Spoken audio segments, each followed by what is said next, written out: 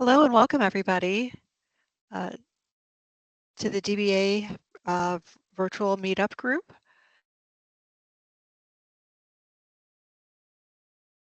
If you have any suggestions or feedbacks, please send us an email to the DBA-VUG. My name's Julie Bloomquist and Paresh Modwala is with me today to help with moderating. Our meetings are the second Wednesday of the month at noon Eastern and the fourth Wednesday at noon Pacific time.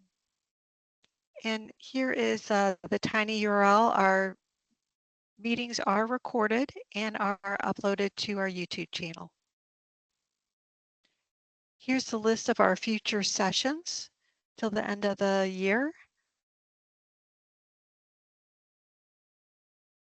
And the Past Community Summit is coming up November 4th through the 8th. It's the major SQL Server conference.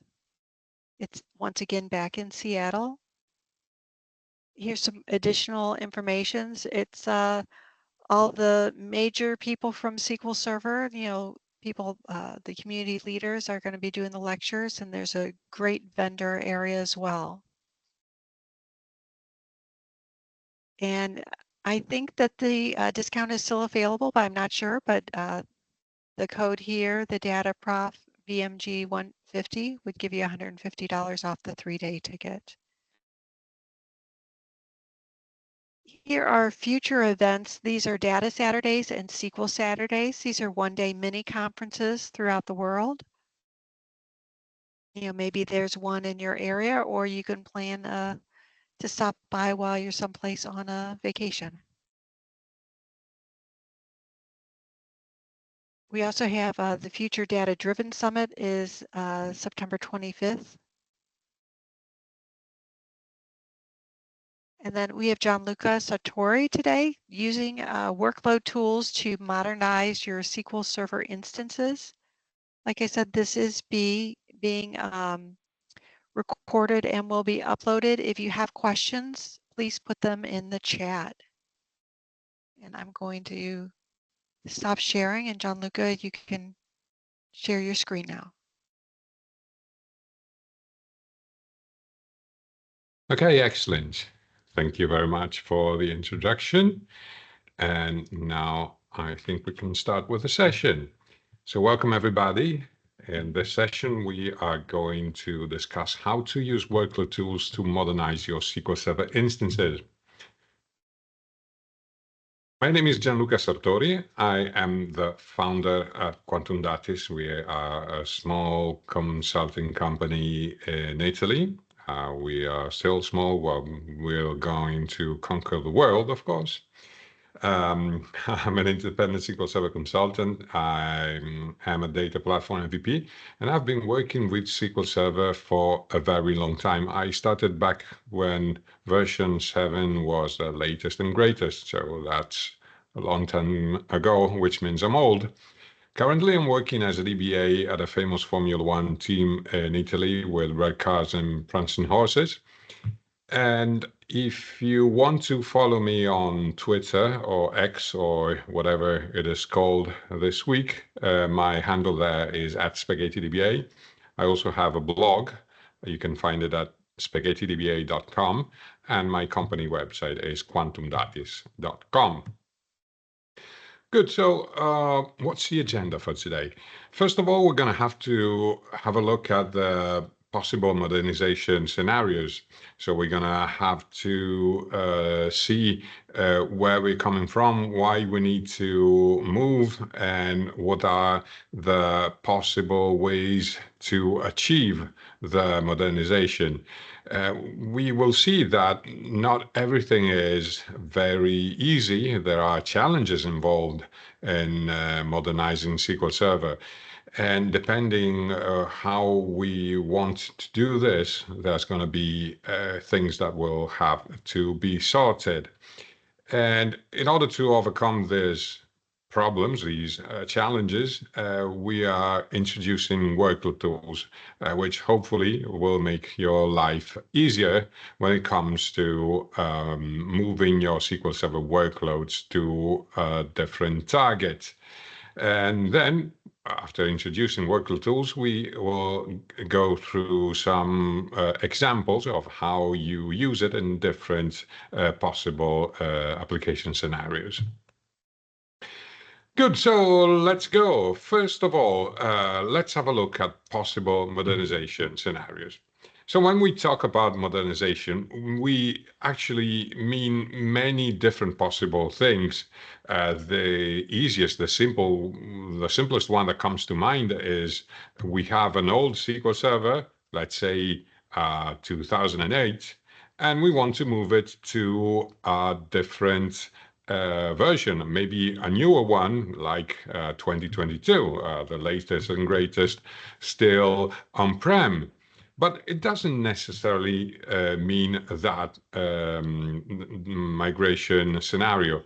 We could also be going to the cloud, which could be any of the possible flavors. So I have the two possible flavors in Azure, but obviously there's different possibilities like going on a VM in the cloud or going to RDS or any possible destination for your SQL Server workloads.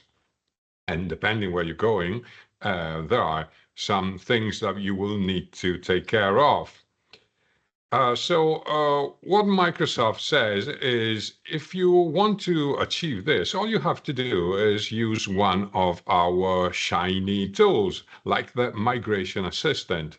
This is an application provided by Microsoft that goes through all your code and says, okay, all the code that you have in the database, so static analysis of your code, is compatible with the target that you selected. So you're starting from, let's say, 2008, you want to go to 2022, and the code you have in your database, in your views, in your stored procedures, and your functions is compliant to the target compatibility level.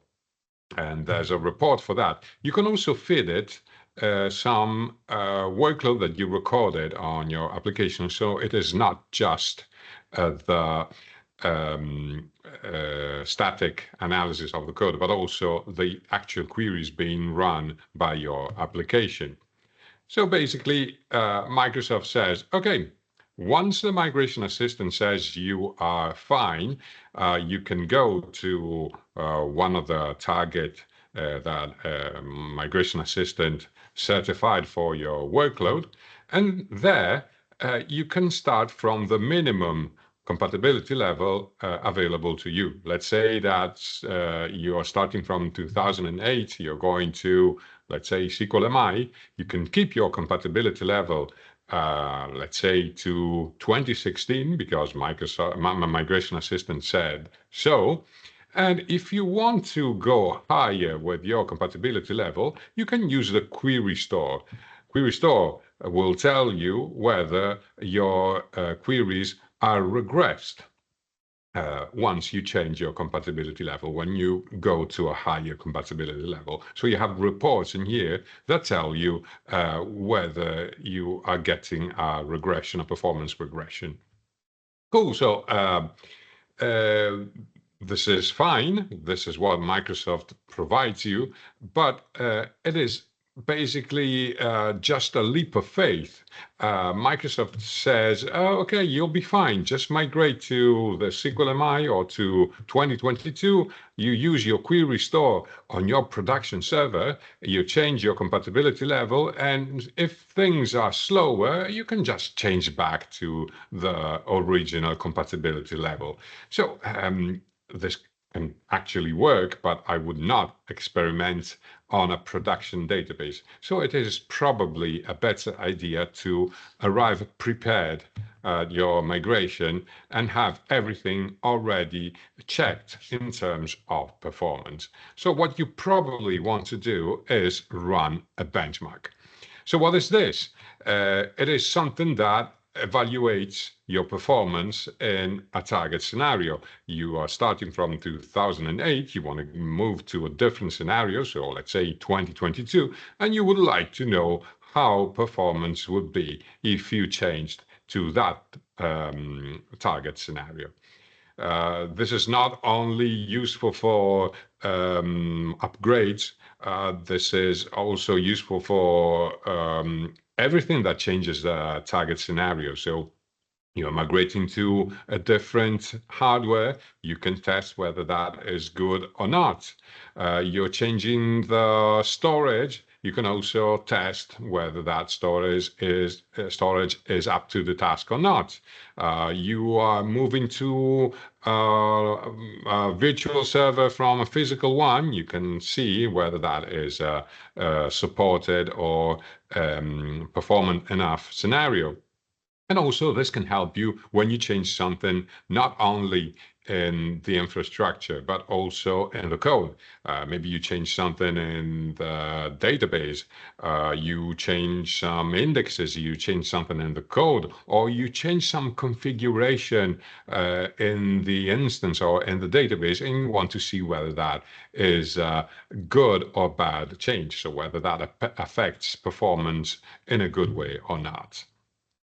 Good. So what would we find in a benchmark if you look inside the box? Of course, there is going to be some data that describes performance. So there's probably going to be something about performance counters or wait stats or other things that describe the benchmark, the performance globally. But most of all, inside the benchmark, we will have the thing that determines the effects that we are observing as performance counters. So in effect, the queries run by the application. The queries are the cause, and the performance number, the metrics that we are observing, those are what is caused, the consequence of the queries being run. So in order to capture the benchmark, we are going to have to capture all the queries in the workload and some performance numbers attached to those queries. So the duration, how long it took to run query, but also how much CPU was used, how many reads, how many writes. So all of this goes with the queries we captured. And if we do this, we can compare the benchmarks. So how would this work if we tried this? We probably have our production server, our production instance, which is the source for the actual workload. We can run against it a capture tool that creates our benchmark. And inside it, we're going to have some performance data, as we said, and all the queries in the workload. So all of this goes into our benchmark. And after that, after capturing it, we're going to have to replay it against the test environment. And we're going to need a tool for this. The tool will have to be capable of reading this benchmark, so all the workload, all the queries in the workload, and replay them one by one against the test environment. But while we're doing this, we also need to have a second instance of the capture tool that runs against the test environment, so we can capture a second benchmark. And then we can compare the two. And the things we want to capture at this point are usually the regressions. So we want to find out whether we have queries that are running slower in the target environment compared to the source environment. We want to capture some errors, whether things stop working completely because they are not supported in the target environment. So all these things is what we want to know before we actually perform the migration to the target environment. So if you ever tried to do this, you probably know that this is pretty challenging. There's many moving parts in a process like this, and things can go wrong at any time. So first of all, we're going to have to decide how to capture the workload. We're going to need a tool for that. And Microsoft has provided many tools for capturing a workload throughout the years, and not all of those tools were up to the task. We will also have to replay the workload. And again, there's a long list of possible tools throughout the history of SQL Server, and we have to choose the correct one. And also we need some reporting tools to compare the data. And again, we have to choose a tool for this. So let's see what are the possible options.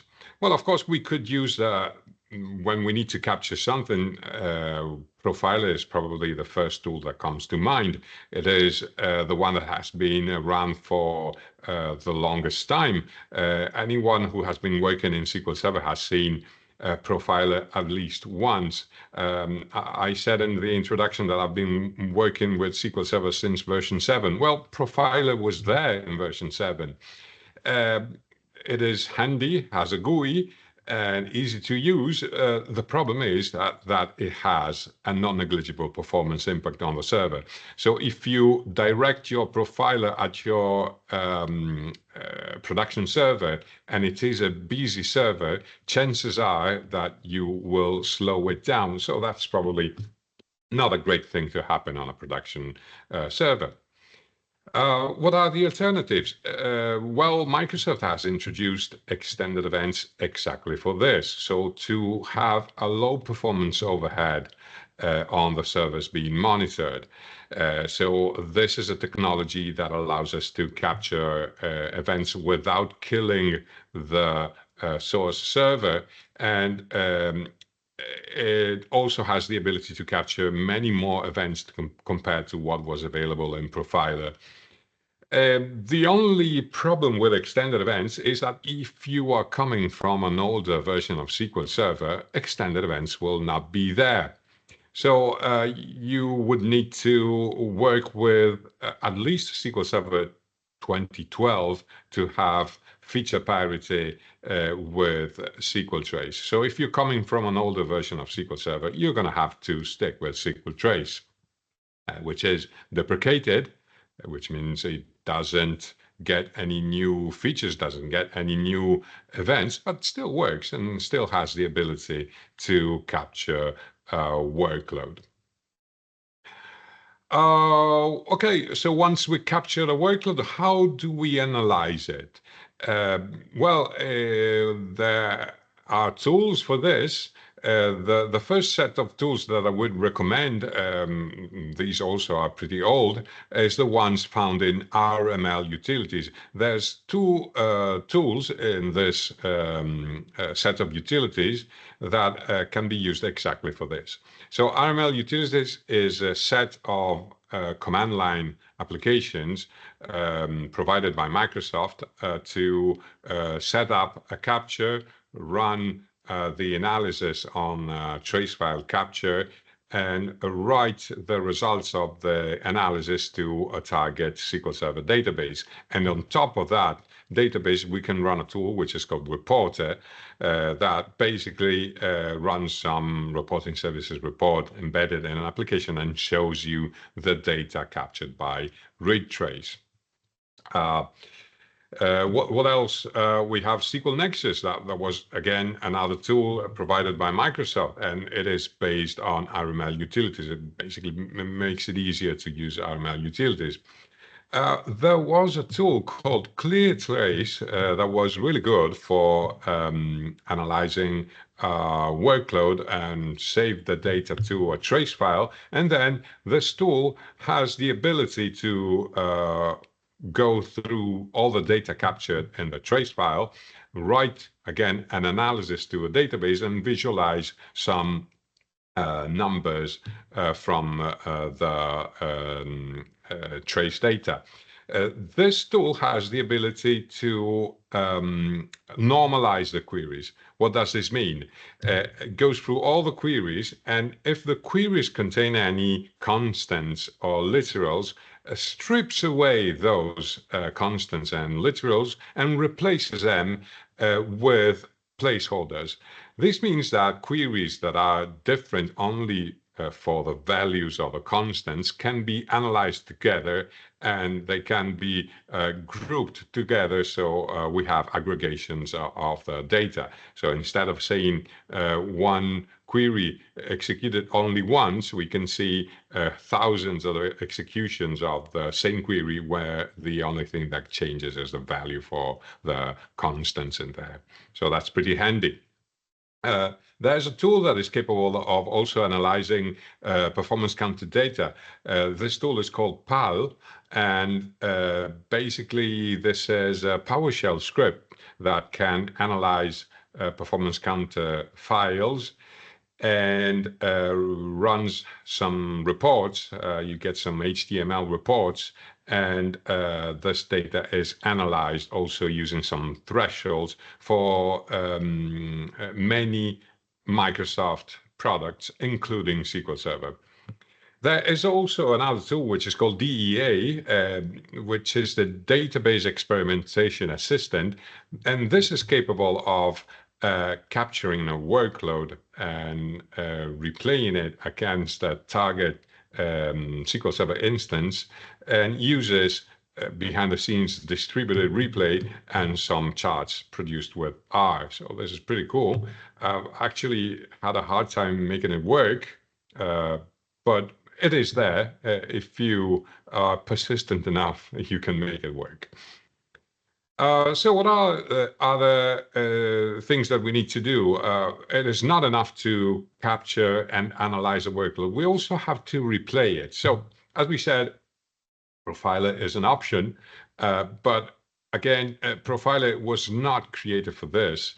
It is not meant to replay a huge workload captured in a trace file. It is probably good enough for running a small replay, and also has the ability to set some breakpoints in your queries so you can do some troubleshooting during the replay. But it was not really meant for running huge replay workloads.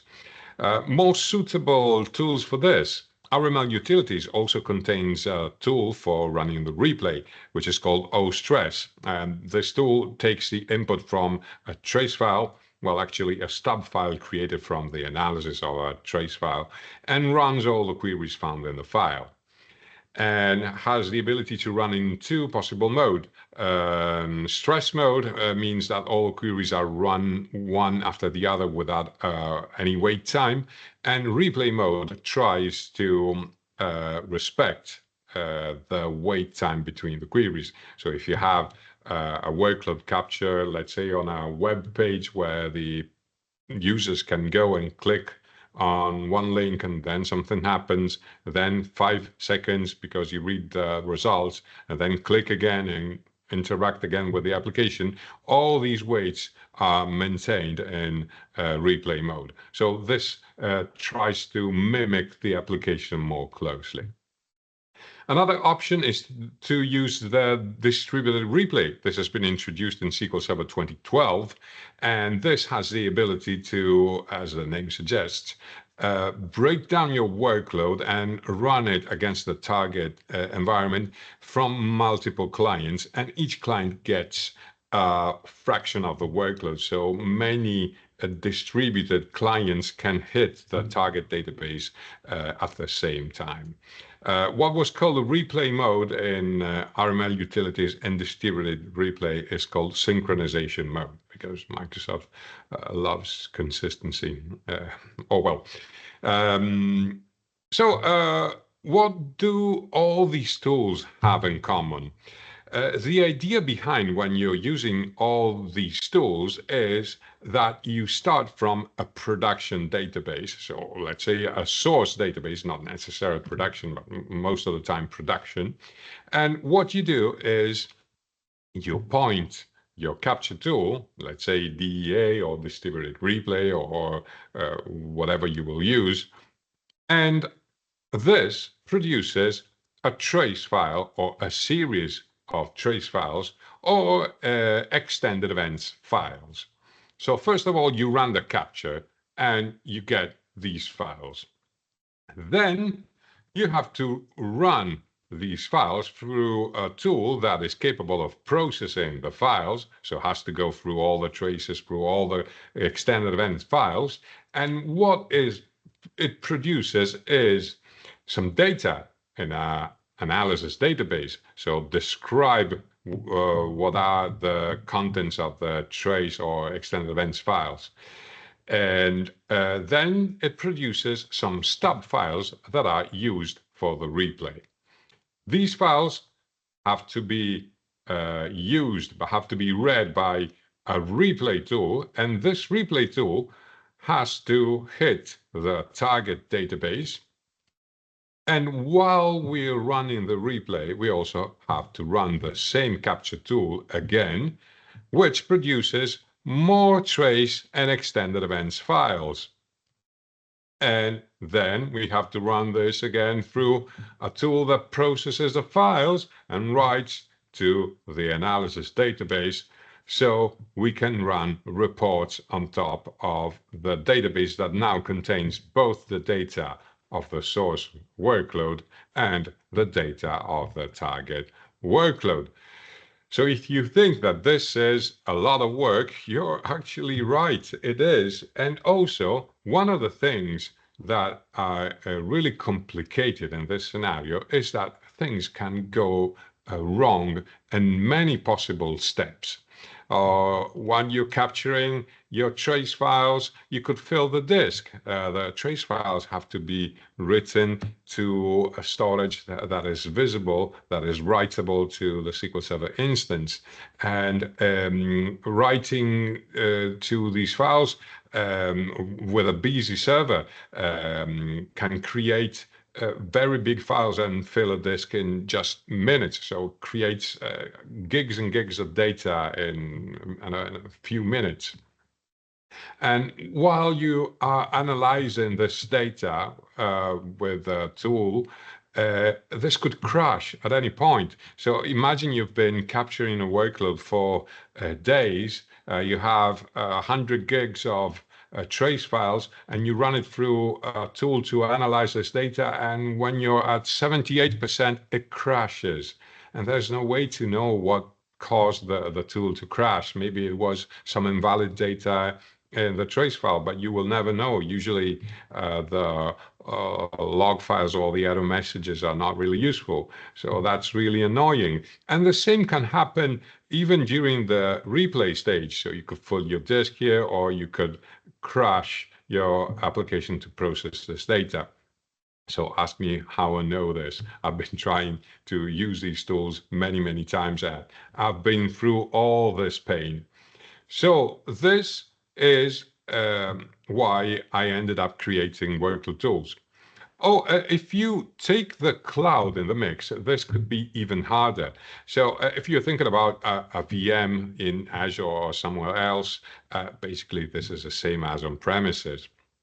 But if we talk about the PaaS offering like managed instance or SQL database, there are things that are not supported.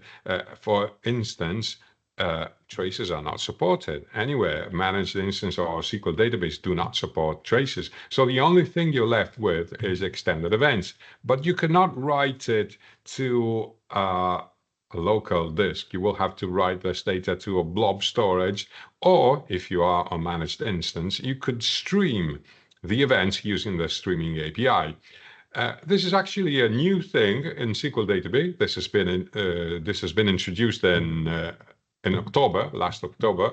So this is a very welcome addition.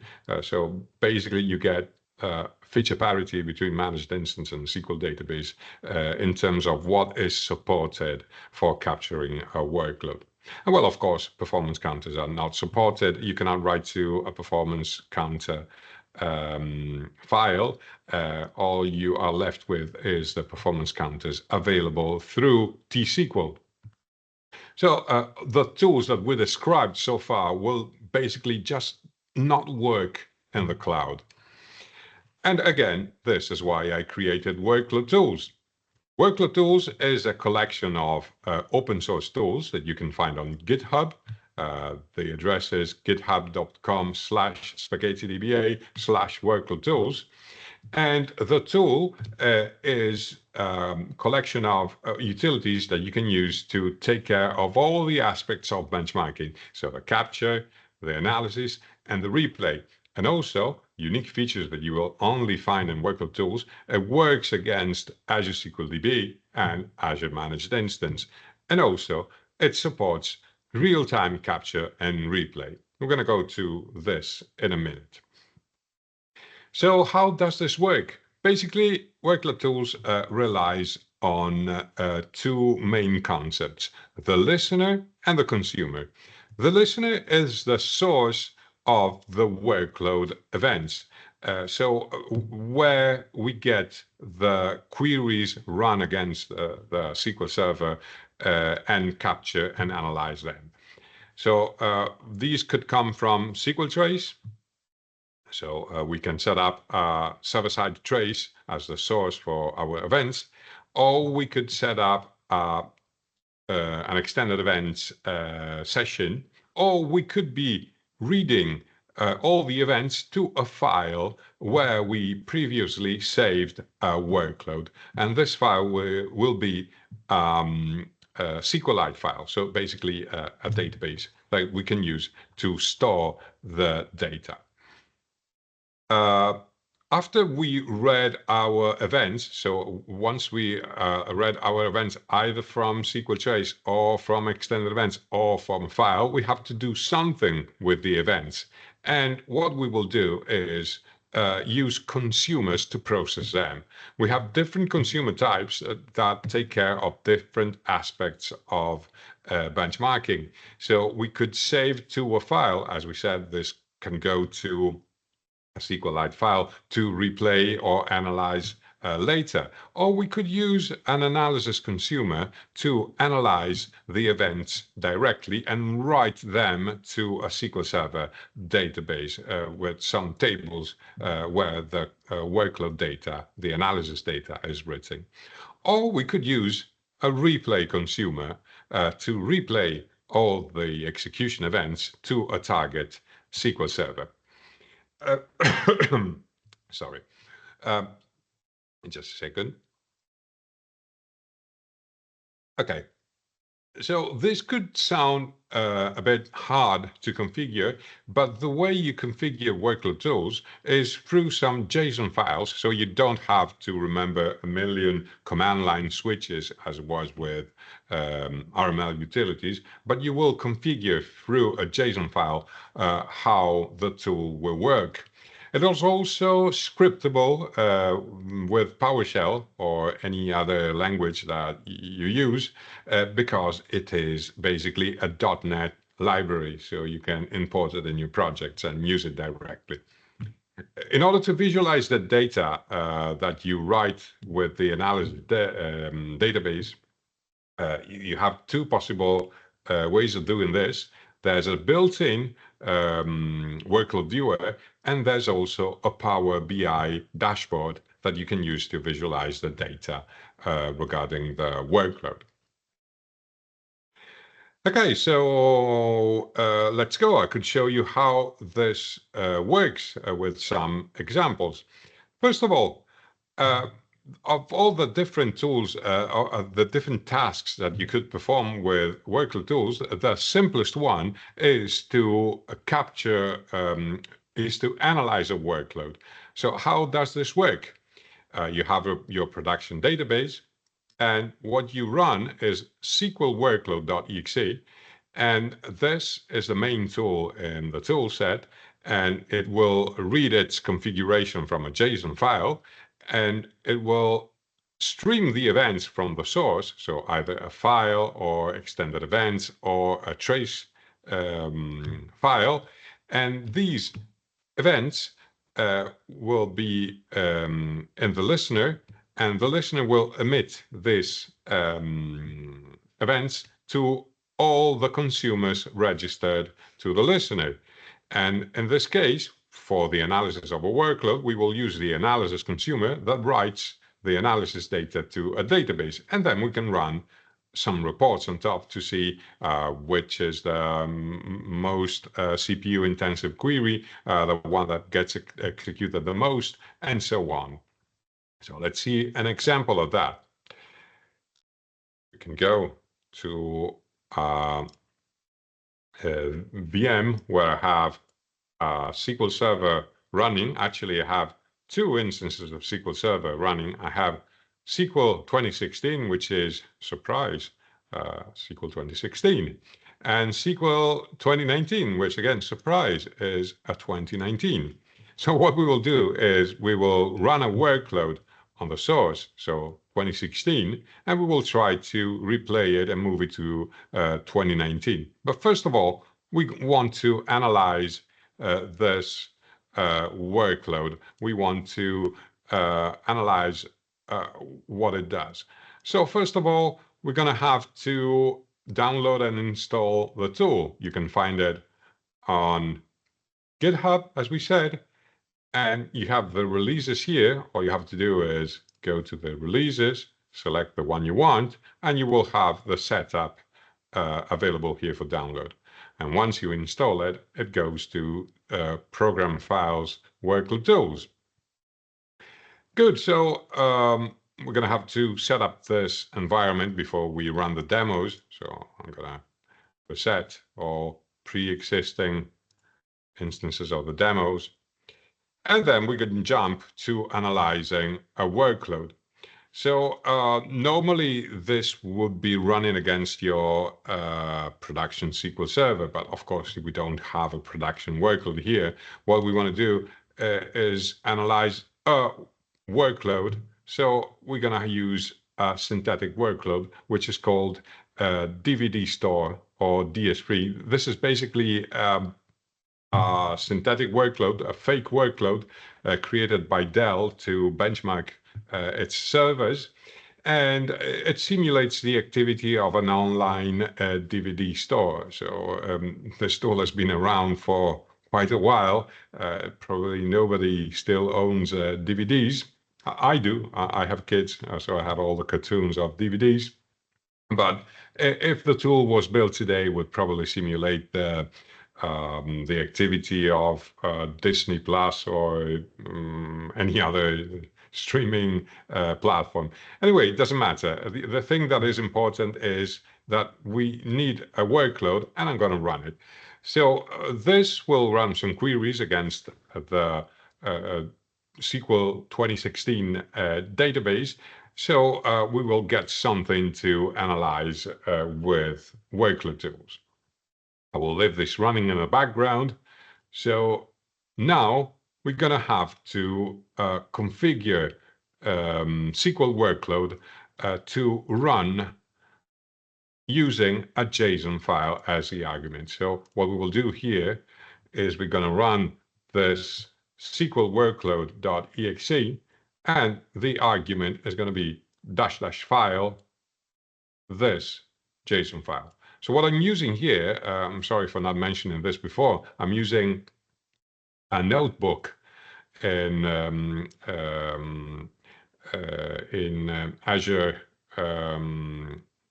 and this particular type of document can alternate text and code. So what I will have here is a description of what we are doing and the code to perform it, which will be in PowerShell. I will give you the link to this notebook so you can play it in your SSDT as well. Okay, so if I run this, I will start SQL workload using analyze as an argument. Let's run it. And as we said, WorkloadTools is a collection of command line tools, so do not expect a GUI. But what it says here, it is running and it is waiting for events. So it is connected to a source of events, and it will perform actions on this. Let's have a look at the JSON file to see how this looks. So we're going to open this in code, and as we said, it is a JSON file with a fixed structure. So you will always have a controller node, and inside you will have a listener. There is only one listener, and you can have a list of consumers. This is, as you can see, a list of elements.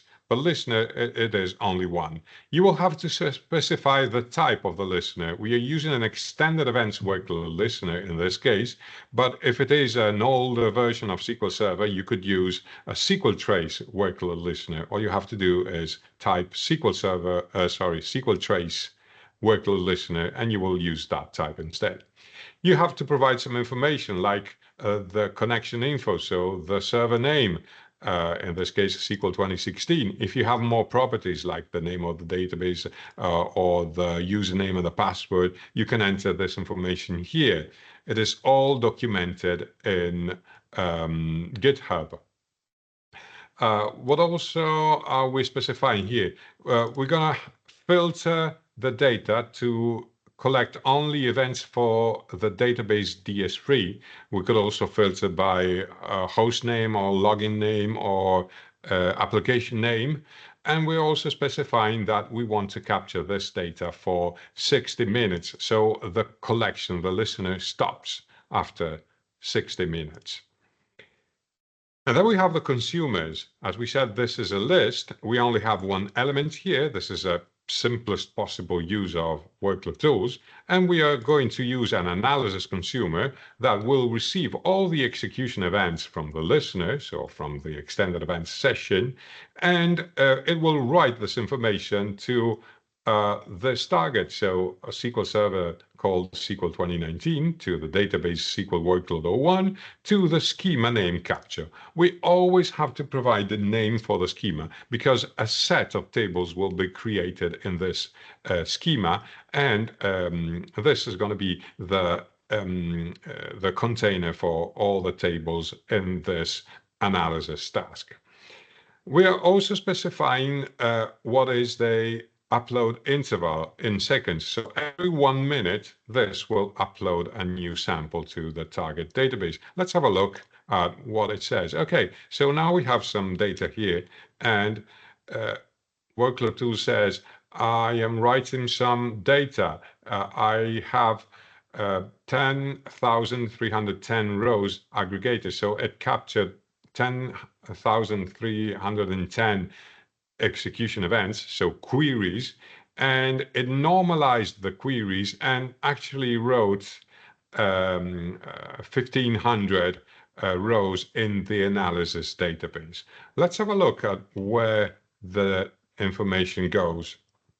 So if we expand this, we go to SQL Workload 01, and we see that we have a set of tables here. So we have capture and sample, and all of these contain a set of tables that describe the analysis of the workload. So this is still running, and every 1 minute it will aggregate and write the data to the target database. Good, so if now we want to look at the data that is being written to the database, we can certainly do so. So we're going to have to use the workload viewer application, which is included in WorkloadTools, and we have to specify the name of the server that contains the data, the name of the database, and the name of the schema. So let's do this. And what we get is this. So we get all these samples every 1 minute, and these describe what is happening at different points in time. So this is a chart for the CPU, this is the chart for the duration, and we have the number of batches per second in each interval of 1 minute. We could also filter this, but we only have one application, one database, one host, and one login, so it doesn't make a lot of sense to do that. What is really interesting is that if we go to the second tab, we can see all the queries ranked by the total duration or the average duration, the total CPU or the average CPU, the total reads, the average reads, and the number of executions. So we could select any of these to rank the data. And if we select each row contains the text for a query being executed. This is just an example. All of this is normalized, so these values here are replaced by a placeholder. And if we select one of the queries, we can actually see how that particular query is performing over time. And we have a breakdown of application database host login to see how this performed, broken down by all the possible combinations. So this is a way, yes, please. There's one question that's wanted to know, is there a way to run this without installing the exe? Without installing the exe, no, there is no way. But the good news is that it doesn't have to be installed on the SQL Server. This could be running from any computer. This could be running from the DBA's laptop or a virtual machine built on purpose for this. So it does not need to go on your SQL servers. You don't have to install anything there. Good. So this shows you pretty much the same data that you get from, let's say, Query Store, with one key difference. So I can show you here a sample of this data. Of course, we have been running this for just a couple of minutes, so it doesn't show a lot of data. But if you leave this running for, let's say, 1 hour like we have here, you could see your workload and see how this evolves over time in terms of CPU duration, batches per second, and you could see your queries and the details for a single query over time. And you could also decide to zoom in and see only one particular part of the workload, and even break this down by different possible filters.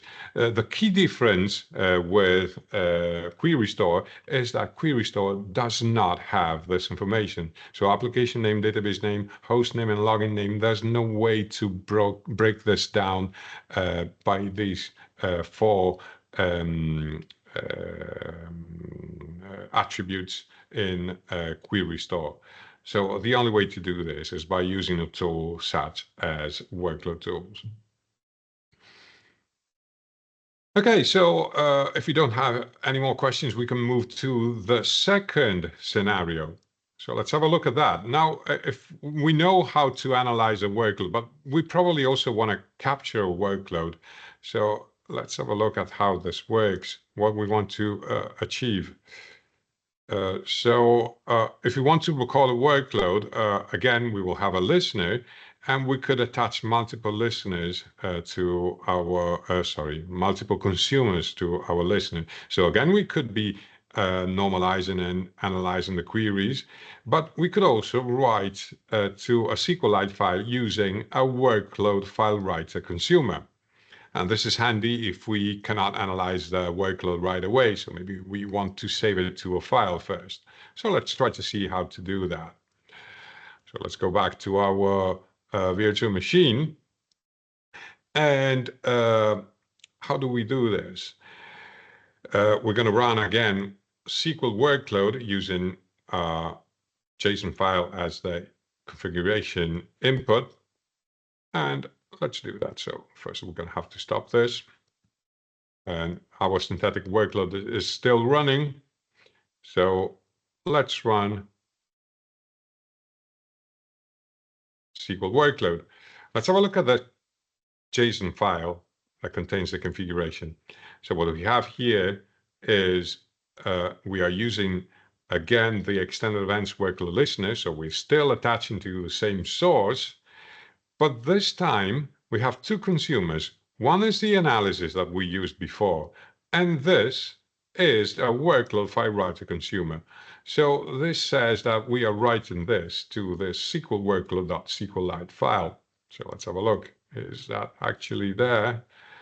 So modernizing and capture, and as you can see, there's a file that is actually growing.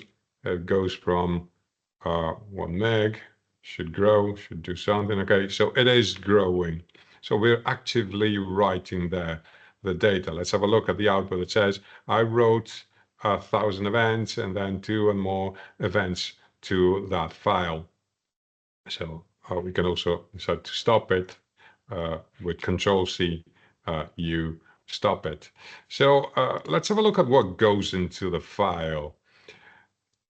it is interesting because you can open it. It is a database, so you could use the DB browser for SQLite to inspect the data. Let's have a look. We have a table that is called events, and this actually contains the queries that we recorded. So these are all your queries with all your parameters, and you can use this both to feed it to the analysis or to run a replay. You have the actual parameters for your queries, so you can use it as a source for a replay. So let's try to do that. How would that look? So in the case of a replay, what we're going to do, well, we have two possibilities here.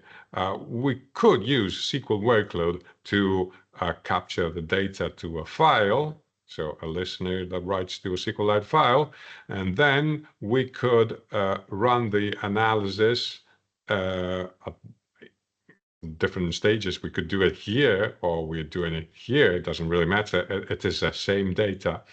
And we could replay against the test environment, where we also have SQL Workload running, and we run the analysis consumer to write to the same analysis database and write some reports.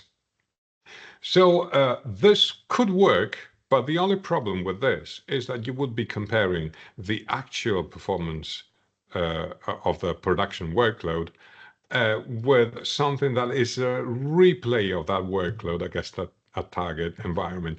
This is not actually a fair comparison because the replay runs under some limitations. So it is a more fair comparison to save your data to a workload file and then run a first replay of your workload against a test environment that looks the same as your production environment. So let's say 2008 on 2008, you analyze the workload on the replay and you write to the analysis database and you repeat the same on your target environment. So it is, let's say, SQL Server 2022. Again, you rerun starting from the workload that you recorded, you replay it a second time and you write the analysis here. You write to the analysis database and you run your reports. So that is a more fair comparison of the data. So how would that look? Well, of course, before you run the replay, you have to prepare your environment. You would have to restore your database to make it the same as it was when the capture started. To make this easier for you, WorkloadTools starts a marked transaction that you can use to restore the database to that point. So in this case, to start the replay, first we're going to have a first instance of WorkloadTools, so SQL Workload, that will analyze the workload at the target. So we're going to start that. And we're going to need a second instance of SQL Workload that actually runs the replay once we're ready to analyze it. And there it goes. It goes through all the data and then starts the replay. So how does this work in the JSON files? Let's have a look. So you have about 6 minutes. Thank you.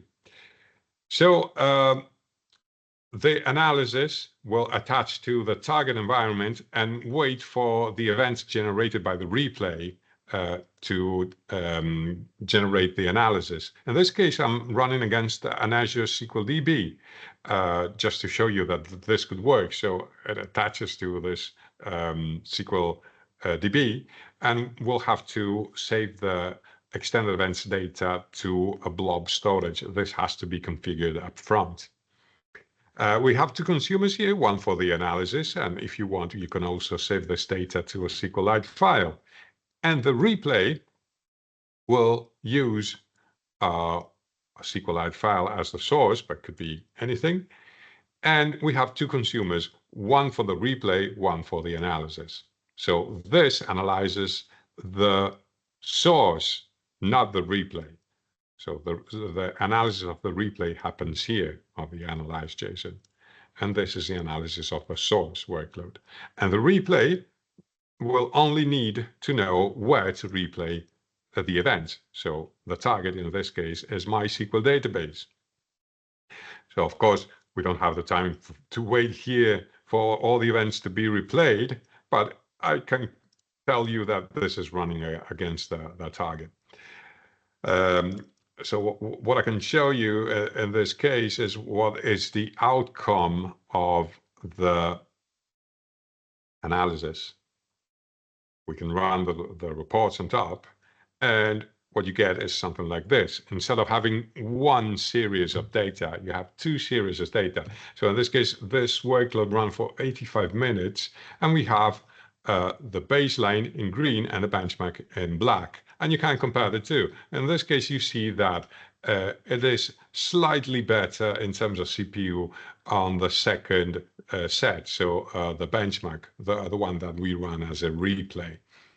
And if you go to the queries tab, you can also see many more columns, because now you can compare the two sets. So total duration in the baseline and in the benchmark, total and the difference, average duration in the baseline and the benchmark. So you can compare these and also rank by, in this case, the total duration difference in microseconds. And also, if you go to the queries details, you can see the two series. Okay, and what if you leave this running for a very long time? You can also do that. And oh, sorry, this is a Power BI report, but I was silly and I updated Power BI desktop on this machine, so it doesn't work anymore. So never update your machine before a presentation, but the same information can also be seen in a Power BI report, which I will not, unfortunately, show you tonight. One more thing that you can do with WorkloadTools is you can run a real-time replay, which is a feature not found in any other replay tool. Why would you do that? So imagine that your business cycle is very long, let's say 1 month. There's no way you can capture that to a file and replay it. So what is another possibility is to capture all the queries in the source and analyze them right away and do the same on the target. So you capture the queries, analyze, you capture the same queries and replay, and also at the same time analyze from the target environment. If you leave this running for a very long time, you can end up with interesting results. So you would do it like this. It is basically the same. So again, JSON and JSON to configure this. So let's have a look at that. So a real-time replay would look like this. Oh, there's too many documents. So let me try this again, so I don't confuse them. So the analysis would connect to the target environment, and this would connect to the source environment. So the listener, through extended events, capture all the events on your source environment, and the consumer writes the analysis data to a database. So with the analysis consumer, you can do so, but at the same time replays the events right away to a target environment. On that target environment, you have a listener that waits for the events from the replay and analyzes them. So you can do this so all the events go directly to the analysis database, and you can leave this running for weeks, a month, without filling your disk with trace files or Excel files. Yeah, okay. So this is pretty much it. That's more or less everything that I had today. In conclusion, WorkloadTools is a tool to make your life easier when you're dealing with workload capture, analysis, and replay. And I hope this will make your life easier as well. I have some resources here in the slides that you can download or you can read up. And of course, if you have questions, you can ask right away, or if you prefer, you can send me an email. I'm not very quick to respond to emails, but I reply to everyone, promised. Okay, thank you very much for a really interesting lecture. There are a couple of questions. Let me find. One is, in some scenarios, we may want to take into account potential data distribution / statistics differences in source and target databases. Did you ever have such a need? And if yes, how did you handle it? Well, of course, the replay is very limited on the things it can do. So it needs to run on the exact same sets of data. Otherwise, many of the queries that write to the database would fail. So it is crucial to start the replay on a database that is an exact copy of the source database at the moment the capture started. It can be used even in scenarios where the data is not exactly the same, but of course there are some limitations. Be prepared to see some of the queries fail. The other question is just to please also share the link for the Jupyter file. Yes. So how can I do this in the chat? Let's try to, it is in GitHub. Okay. So if you want to, So, can you show your GitHub page again? so it is under, where are my repositories? Your repositories. It is under code samples. So, and it is using WorkloadTools. So I can actually paste this in the chat if you are interested. I'm going to find the slides and the demos. So the demos will contain the CMD files and the slides for this presentation. Okay. That sounds great. Well, thank you for your time. This was a very interesting presentation. Thank you. It was Showing a that pleasure. a different tool was necessary, you know, that there wasn't anything out there, and I appreciate you developing something. Cool. Thank you very much for having me. It was a pleasure to present for you. Yes. Yeah. Okay, I have my appointment now. Julie, I'm going to go. Okay. Thank you, Gian. That's fine. I'm going to stop the recording. Thank you so much, my friends. Giancarlo. Take care. Bye. Thanks Bye, again. Gianluca. Bye. Bye-bye.